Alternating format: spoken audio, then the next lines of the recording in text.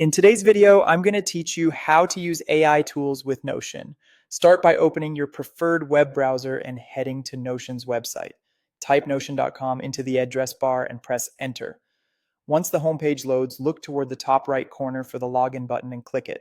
On the sign in screen, choose Continue with Google. If you're prompted, select your Google account from the list or sign in with your usual credentials to proceed.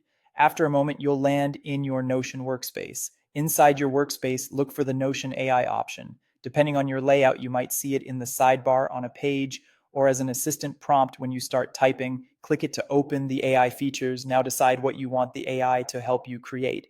This could be a project plan, a timetable, or for today's example, a meal and grocery plan. Having a clear goal helps the AI suggest the right building blocks. Enter a few relevant keywords that describe your goal. For a meal and grocery plan, you could type words like meal, grocery, or healthy eating. Keep the keywords simple and focused. If you have a preference like vegetarian options or a weekly plan, include that in your phrasing so the AI can tailor its suggestions. Give the AI a moment to generate. You'll see ideas, outlines, and templates appear based on the keywords you provided. Browse through the results and look in the left-hand panel of your workspace for the meal plan template. When you find it, click to open a pre-structured document that's designed to get you started quickly. From here, customize the template to match your preferences and requirements.